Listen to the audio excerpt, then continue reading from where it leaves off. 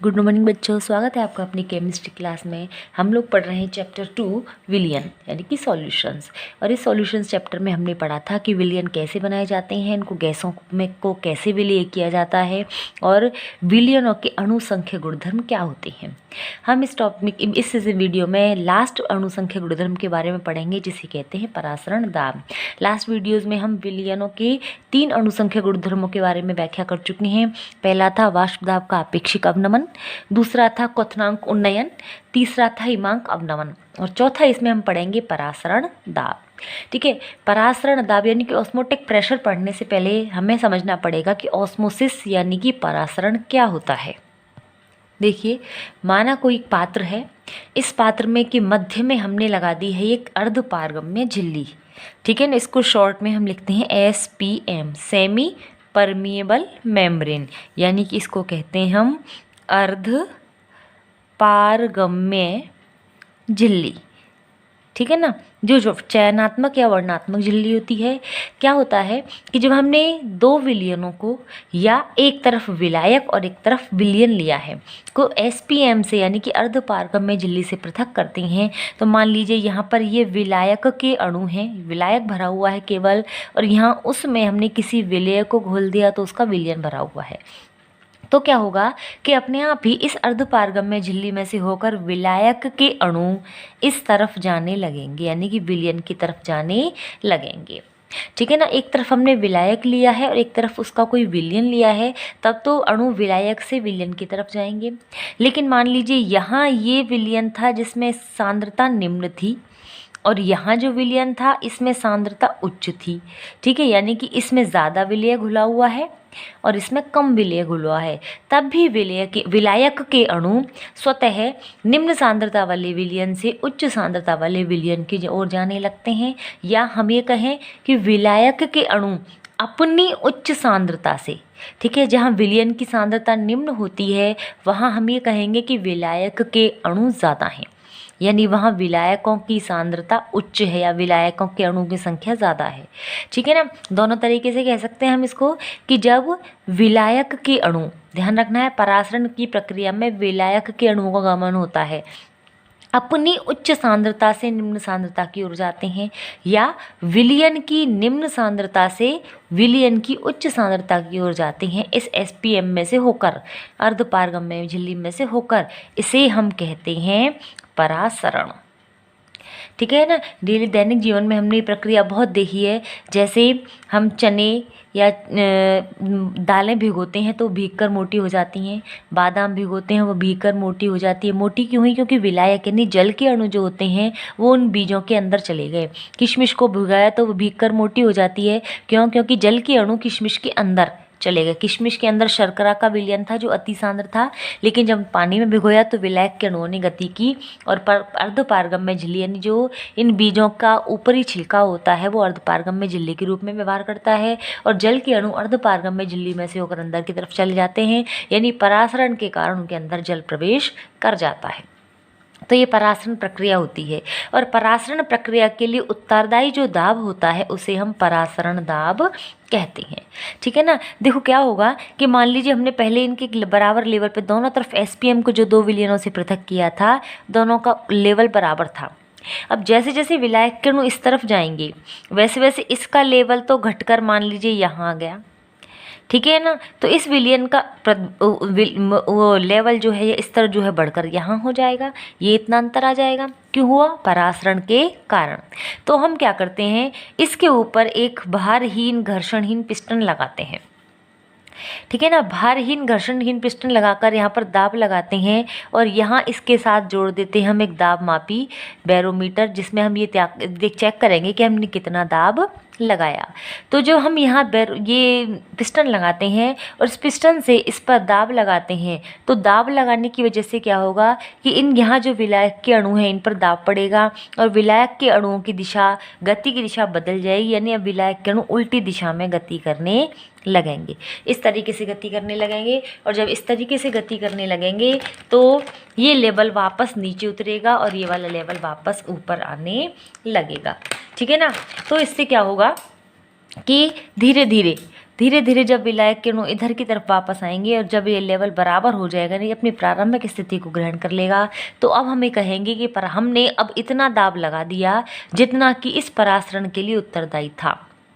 ठीक है ना, यानी कि हम ये कह सकते हैं कि इस परासरण के लिए उत्तरदायी जो दाब था वो परासरण दाब कहलाता है, या वह बाह्य दाब जिसको लगाने से हमने परासरण की प्रक्रिया को रोक दिया उसे भी हम परासरण दाब ही कहते हैं। ठीक है ना, समझ में आ गई बात। तो देखते हैं परासरण क्या होता है। अर्धपारगम्य झिल्ली में से विलायक के अणुओं का निम्न सांद्रता से उच्च सांद्रता की ओर जाना परासरण कहलाता है। ठीक है ना, विलायक के अणुओं का विलयन की निम्न सांद्रता से उच्च सांद्रता की ओर जाना परासरण कहलाता है। अर्थात जब दो भिन्न सांद्रताओं वाले विलयनों को अर्धपारगम्य झिल्ली से पृथक करते हैं तो परासरण के कारण विलायक के अणु अपनी उच्च सांद्रता से, ठीक है ना, विलयन की तो निम्न सांद्रता, लेकिन विलायक की उच्च सांद्रता वाले विलयन से विलायक की निम्न सांद्रता वाले विलयन की ओर गमन करने लगते हैं। इसे ही परासरण कहते हैं। अब परासरण दाब क्या है? वह द्रवस्थैतिक दाब जिसके कारण विलायक के अणु SPM यानी अर्धपारगम्य झिल्ली में से होकर निम्न सांद्रता से उच्च सांद्रता की ओर गमन करते हैं, परासरण दाब कहलाता है। ठीक है, ये तो हो गई सामान्य प्रक्रिया। या जब हमने उसको रोकने की कोशिश की, विपरीत दाब लगाया, तो वह बाह्य दाब जो उच्च सांद्रता वाले विलयन में से विलायक के अणुओं के परासरण को रोक सके, परासरण दाब कहलाता है। ठीक है, यानी कि उतना ही दाब जो हमें परासरण को रोकने के लिए आवश्यक होता है वो भी उसका परासरण दाब ही कहलाता है। ठीक है ना, तो देखिए ये हम जिसको डायग्राम से देखते हैं, ये विलायक के अणु लिए, यह विलयन के अणु थे, तो स्वतः ही इस तरफ जब विलायक के अणु जाएंगे तो ये इसके लिए जो आवश्यक यहाँ स्थैतिक दाब होगा उसे ही हम परासरण दाब कहते हैं। ठीक है ना, अभी हमने ये देखा था कि जब हम विपरीत दिशा में दाब लगाते हैं इस तरीके से, तो हम ये दाब कब तक लगा रहे थे? जब तक कि ये जो लेवल है वास्तव में प्राप्त नहीं हो जाता। ठीक है, अब अगर हम वापस और ज़्यादा दाब लगाएं, परासरण की प्रक्रिया तो रोक दी, लेकिन और ज़्यादा दाब लगाएंगे तो विलायक के अणु लगातार इस दिशा में ही गति करने लगेंगे। ठीक है ना, यानी कि विलयन में से विलायक के अणु इस तरफ गति करने लगेंगे और धीरे धीरे ये लेवल बढ़ने लगेगा। यानी कि जो विलायक के अणुओं की गति थी वो अपनी सामान्य दिशा से के विपरीत हो जाती है। सामान्य परासरण में क्या हो रहा था? विलायक के अणु विलायक से या निम्न सांद्रता से उच्च सांद्रता की ओर जा रहे थे, लेकिन हमने बाह्य दाब जब बहुत उच्च कर दिया तो बहुत उच्च दाब की स्थिति में विलायक के अणु उच्च सांद्रता से निम्न सांद्रता की ओर जाने लगते हैं, यानी कि विलयन में से विलायक की ओर जाने लगते हैं। अर्थात हम ये कह सकते हैं कि परासरण की दिशा विपरीत हो जाती है, और जब परासरण की दिशा विपरीत हो जाती है तो उसे हम प्रतिलोम परासरण या व्युत्क्रम परासरण कहते हैं, या इंग्लिश में उसको कहते हैं हम रिवर्स ऑस्मोसिस। ठीक है ना, जो RO की फुल फॉर्म है एक तरह से।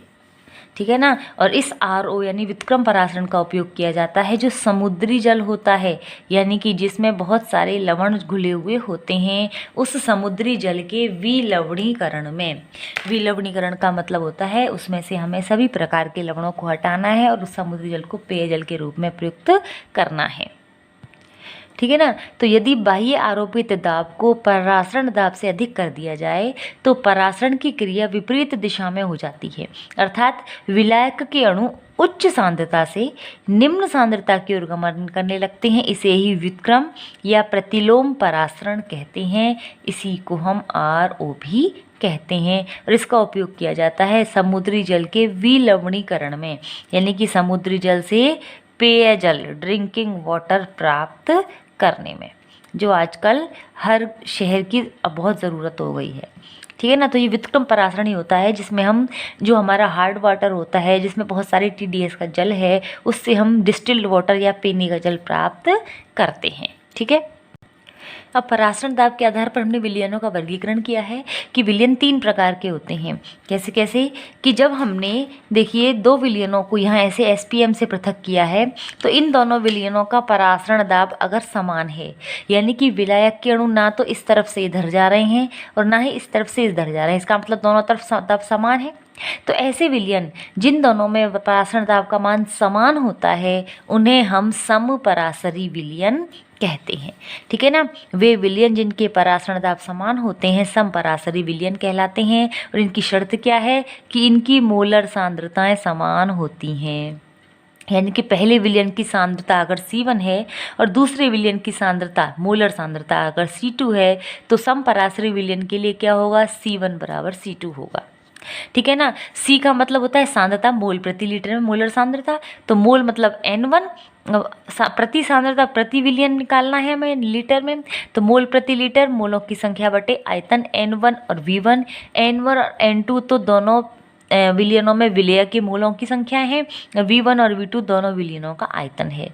और N क्या होता है, N बराबर होता है W/M। ठीक है ना, तो इनको हमने रिप्लेस कर दिया तो N1 की जगह तो आ गया W1/M1 बटे V1 है पहले से ही था, और N2 की जगह आ गया W2/M2 और V2 यहाँ पहले से ही था। यहाँ W1 क्या है, पहले विलयन के विलय का ग्राम में भार, W2 क्या है, दूसरे विलयन के विलय का ग्राम में भार, और M1 और M2 पहले और दूसरे विलयन के विलय के मोलर द्रव्यमान हैं। ठीक है ना, यानी इस तरीके से हम उनके परासरण दाब ज्ञात कर सकते हैं। अब देखिए परासरण दाब किस पर निर्भर करते हैं, मोलर सांद्रताओं पर।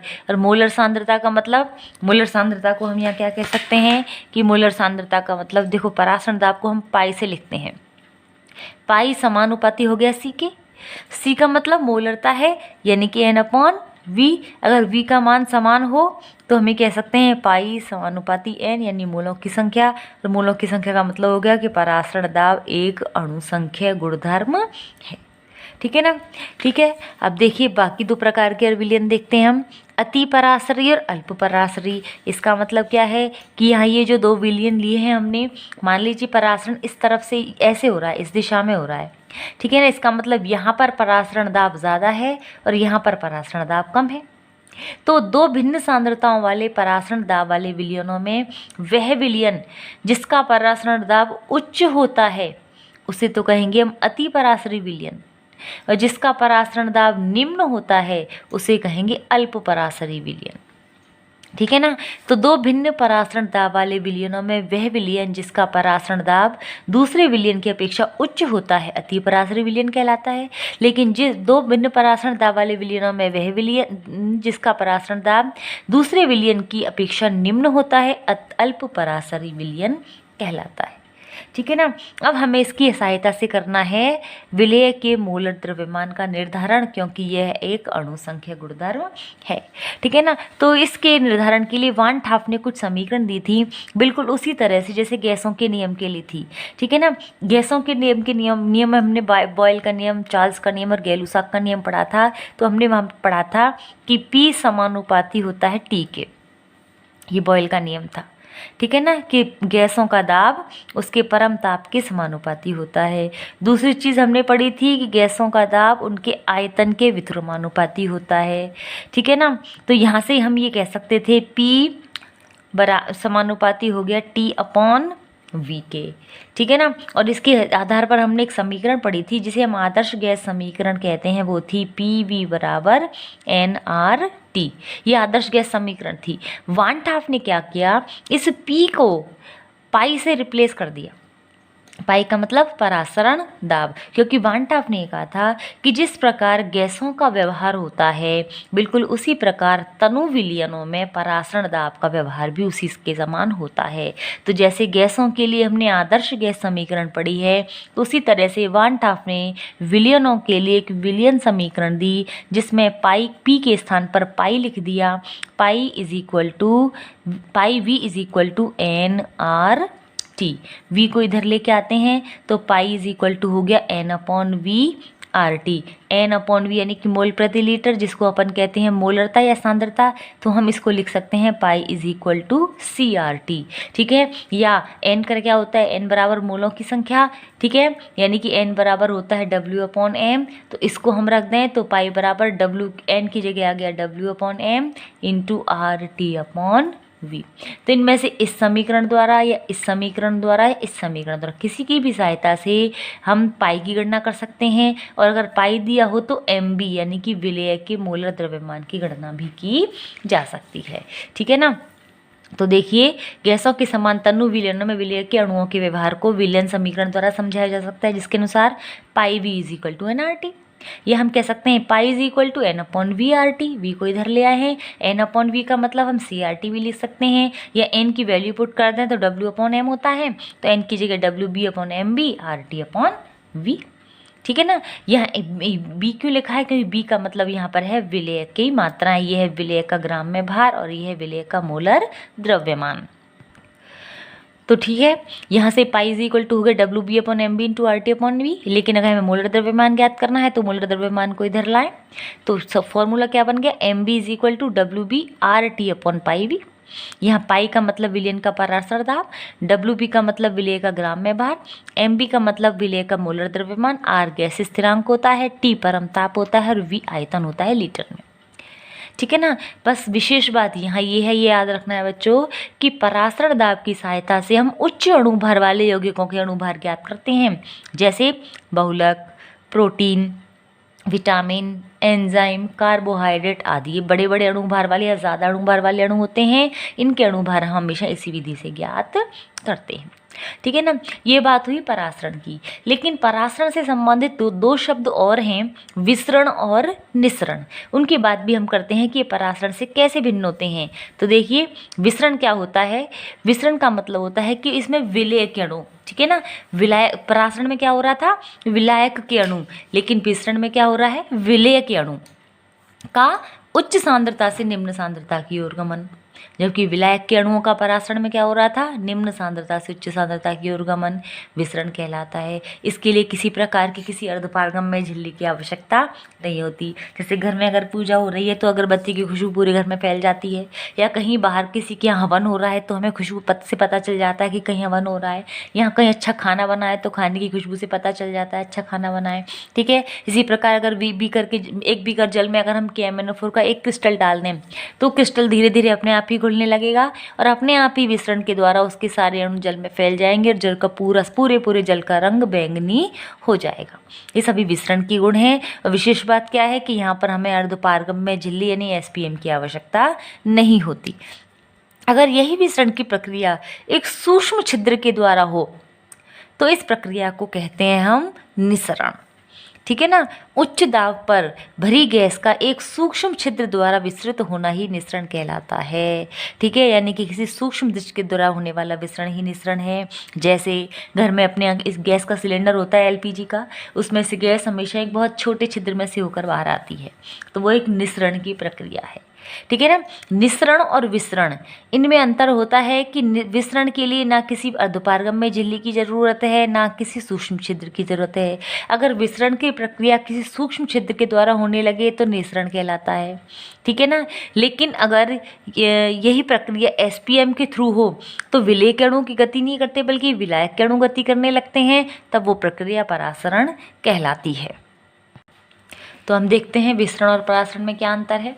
ठीक है ना। सबसे पहली बात, सबसे इम्पोर्टेंट बात कि विसरण हमेशा विलेय के अणुओं का होता है, यानी कि विसरण की प्रक्रिया में हमेशा विलेय के अणु भाग लेते हैं, जबकि परासरण में हमेशा विलायक के अणु भाग लेते हैं।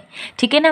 विसरण के लिए किसी SPM यानी कि अर्धपारगम्य झिल्ली की आवश्यकता नहीं होती, जबकि परासरण के लिए SPM अनिवार्य है, कंपल्सरी नीड है ये कि परासरण हमेशा अर्धपारगम्य झिल्ली में से विलायक के अणुओं की गति के कारण होता है।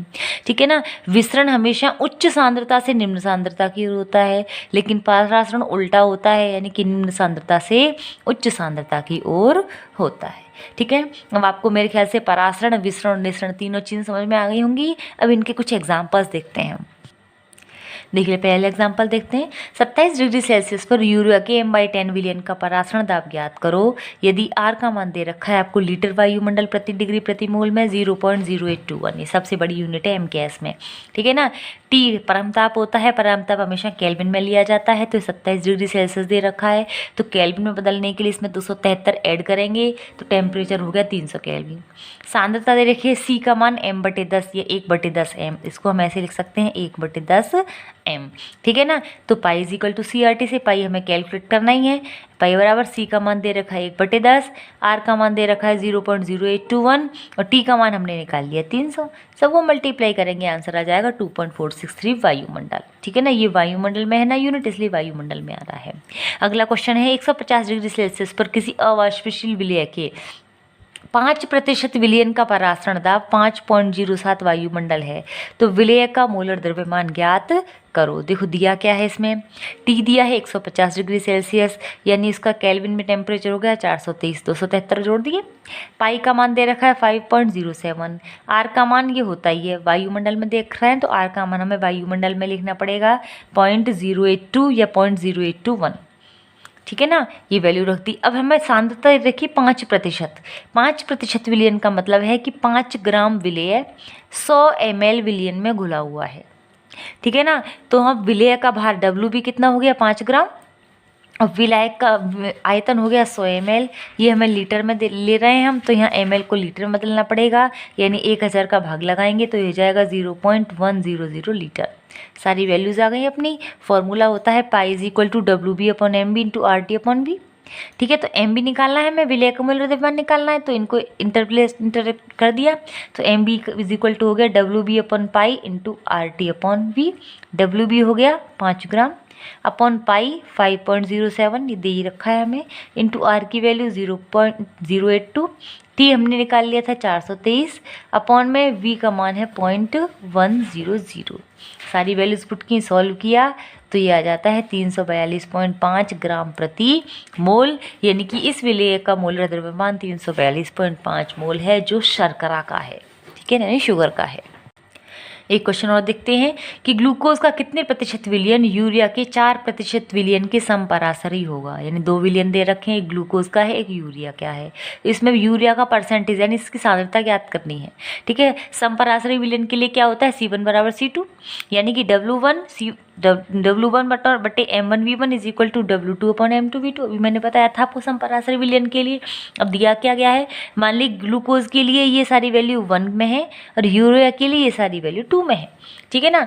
तो W1 तो हमें कैलकुलेट करना है, ठीक है ना। W2 हमें 4% दे रखा है, 4% का मतलब है 4 ग्राम 100 ml में घुला है, और इसका भी ग्राम में निकाल लेंगे। मान लीजिए इसका आयतन भी हमारे पास 100 ml है, तो इनके V1 और V2 के मान 100 ml कर दिए, ml को लीटर में लिखना पड़ेगा, तो 0.100 लीटर कर दिया, ठीक है ना।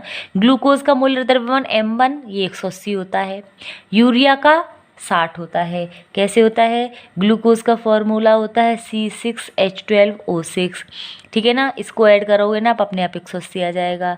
यूरिया का होता है NH2C+ONH2, यानी 2 नाइट्रोजन है, 4 हाइड्रोजन है, 1 कार्बन और 1 ऑक्सीजन है। इसका निकालेंगे तो ये 60 आएगा, ये 180 आएगा। तो M1 M2 आ गए, W2 हमें दे रखा है, सारी वैल्यूज पुट कर देते हैं अपन, ठीक है ना। W1 दे रखा है, कैलकुलेट करना है। M1 दे रखा होता है 180, V1 आ रहा था 0.1, ये पॉइंट लगा हुआ है 0.100 इज इक्वल टू, ये 4 दे रखा था 4% है, अपॉन में इसका M2 60 है और ये भी 0.100 है। तो हमें ये कर दिया W1 इज इक्वल टू 180 और 0.100 इधर चलेगा, ये आपस में क्रॉस होगा, 0 से 0 क्रॉस हो गया, 6 3 ज़ा 18 तो 4 3 ज़ा 12, यानी कि 12 ग्राम आ गया। 12 ग्राम का मतलब है 12 ग्राम घुला हुआ है 100 ml में, यानी वो 12% विलयन हो गया। तो हम कह सकते हैं इसका मतलब ही हुआ कि ग्लूकोज का 12% विलयन यूरिया के 4% विलयन के समपरासरी होता है, ठीक है ना। इसी तरह से एक क्वेश्चन और है, देखिए यूरिया का 10% विलयन किसी अज्ञात विलयन के 5% विलयन के समपरासरी है, तो अज्ञात विलय का मोलर द्रव्यमान ज्ञात करो। बिल्कुल इसी तरीके से याद करना है।